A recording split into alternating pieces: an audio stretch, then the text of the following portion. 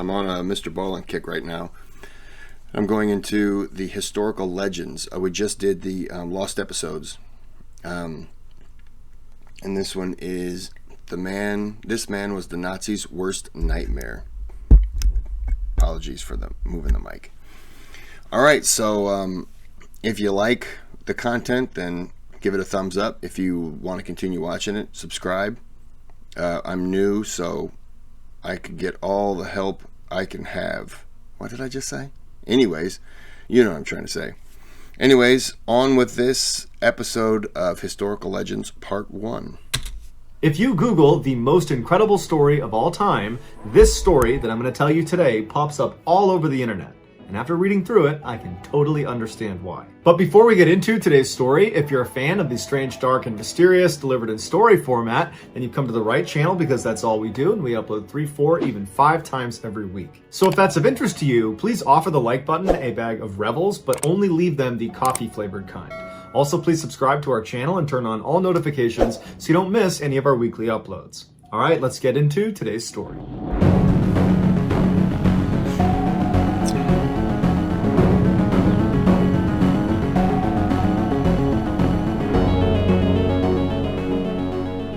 The United States formally entered World War II on December 8, 1941, after the Japanese attacked Pearl Harbor in Hawaii. At the time, Joseph Byerly was a senior at his high school in Muskegon, Michigan, and he had a scholarship to attend Notre Dame University the next year. But after his graduation in 1942, he decided he didn't want to go to college so long as other kids his age were going off to fight the war. And so he enlisted in the Army, and he immediately volunteered for one of the most dangerous units, the parachute infantry. Joseph completed a... That was pretty new, wasn't it, during World War II? I'm just thinking of Band of Brothers, but I could be wrong. But no.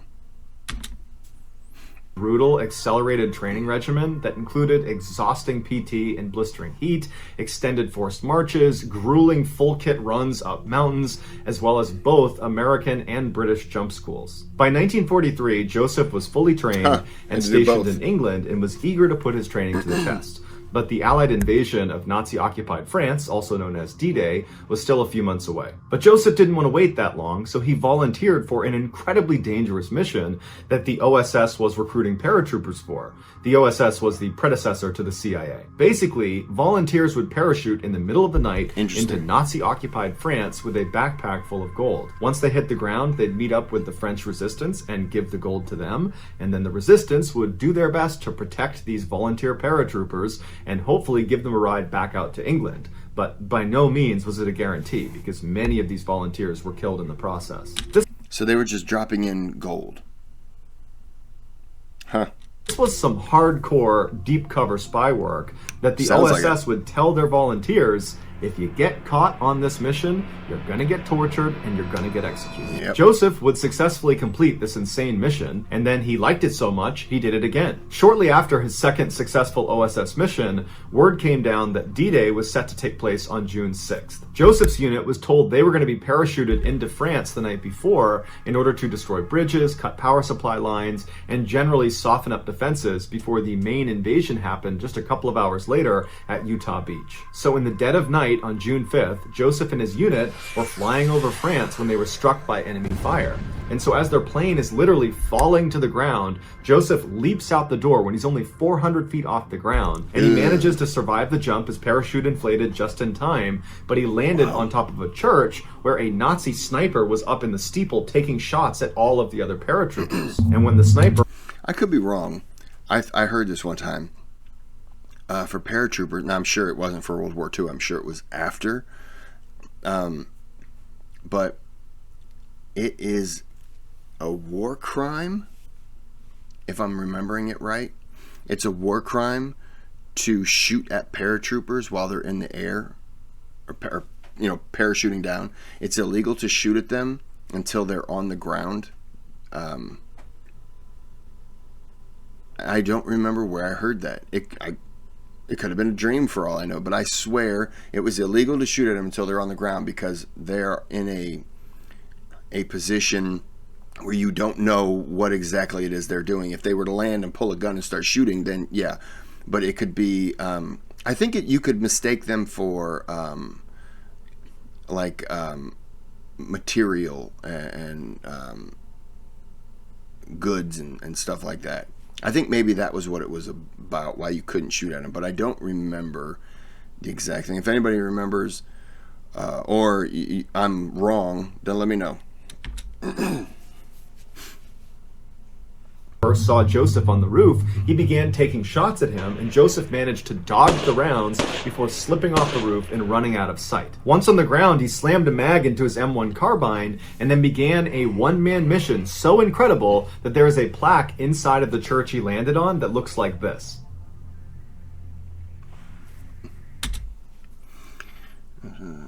From this spot on June 6, 1944.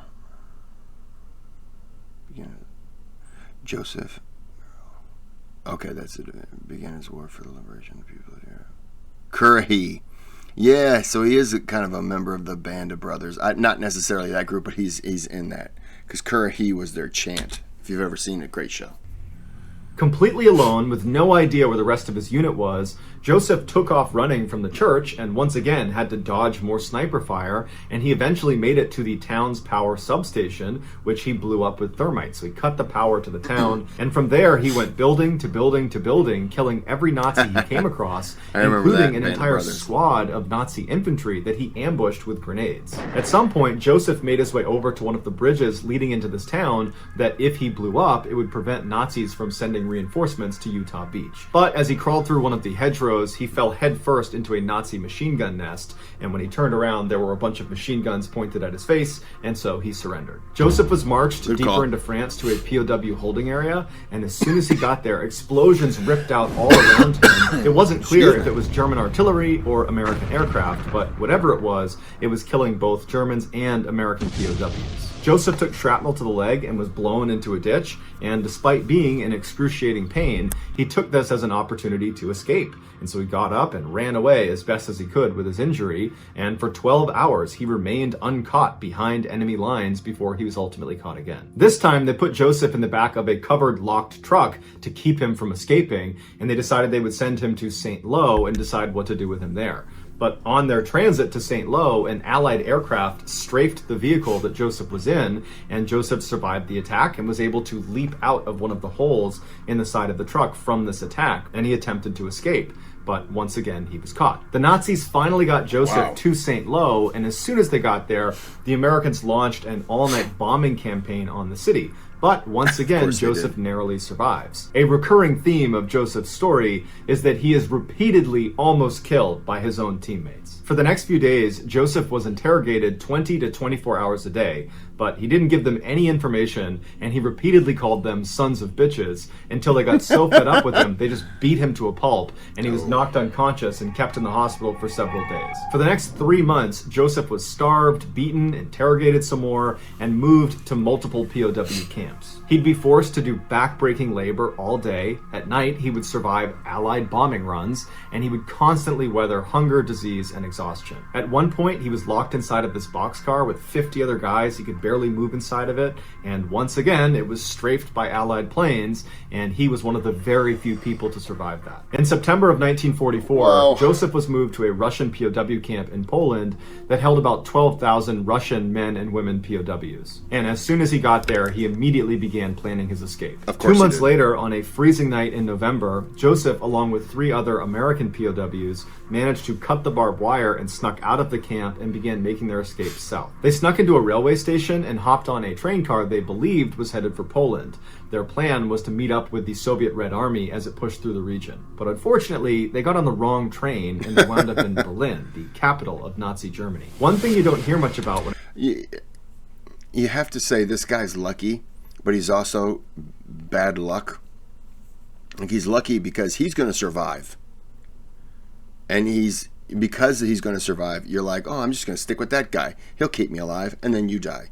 And he's looking at him going, that sucks. He's just that type of personality, apparently, or person.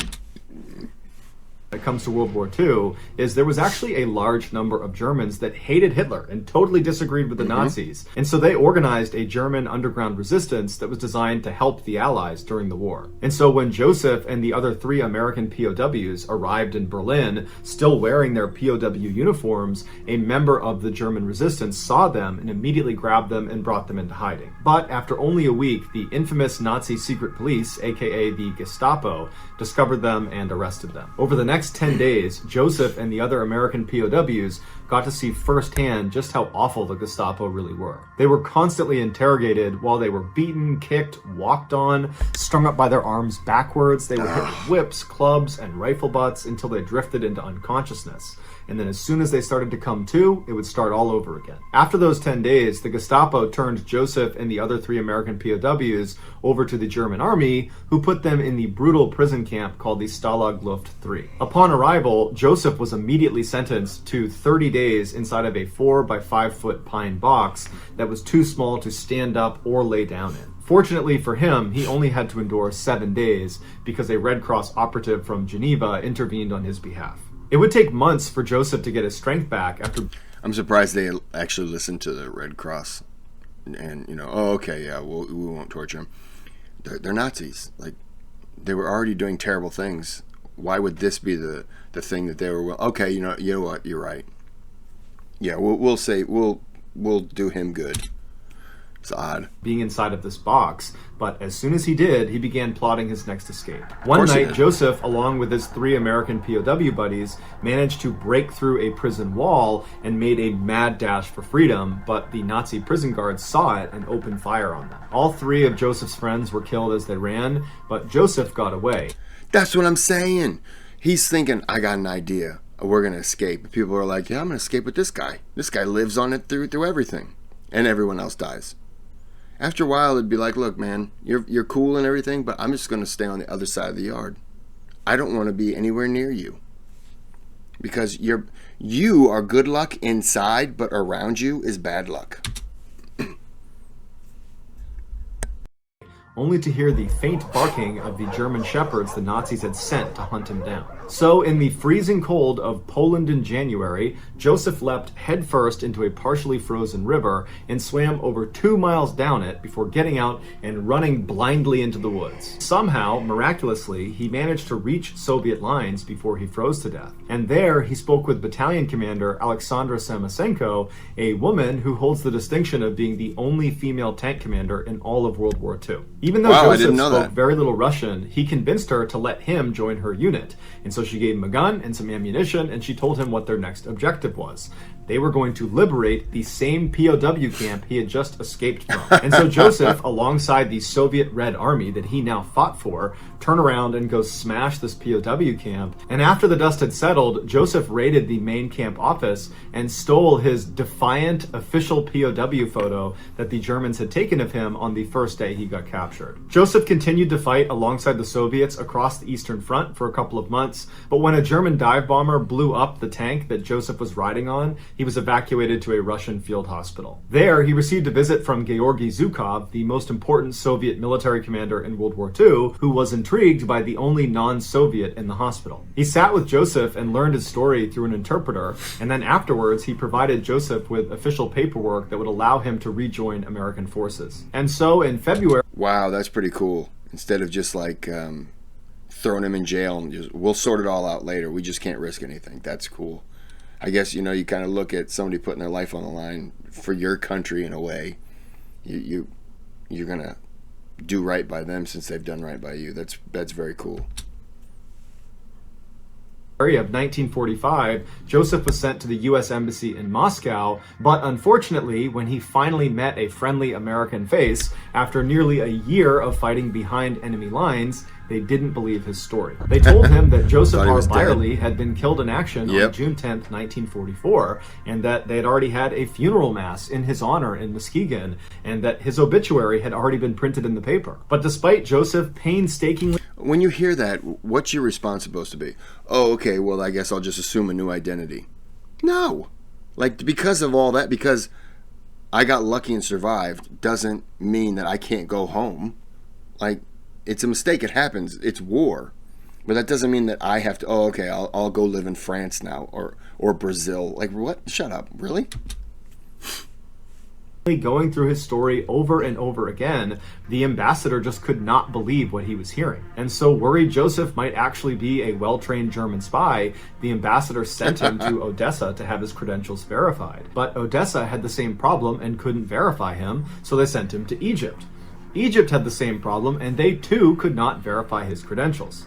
And so they sent him to Italy, where they finally used fingerprints, and they confirmed that, yes, this is in fact Joseph R. Byerly. And so on April 11th, 1945, Joseph returned home, and needless to say, his parents were very surprised to see him because they were convinced he died 10 months earlier. 1 year later, Joseph would actually get married in the same church that held his funeral mass when everybody believed he was dead. Joseph was given the Purple Heart, and then in the 1990s was given additional presidential awards from US President Bill Clinton as well as the Russian President Boris Yeltsin. Joseph was also given a custom-made AK-47 from the guy who invented the AK-47. Joseph died in 2004 at the age of 81, and his son would go on to become the US ambassador to Russia under George W. Bush and Barack Obama. So that's going to do it, guys. If you found the secret in today's episode, let us... Wow.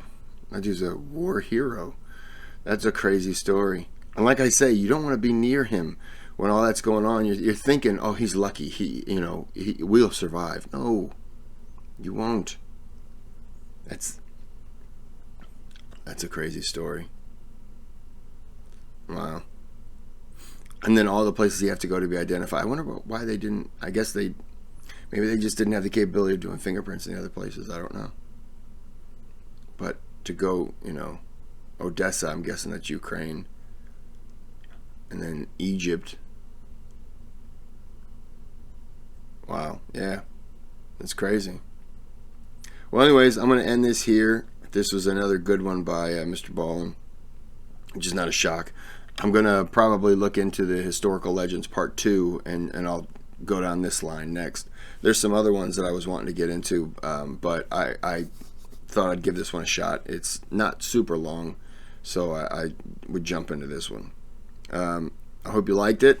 I hope you found it just as fascinating as I was.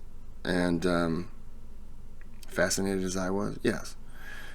Anyways, have a good day, good night, and just have a good thing.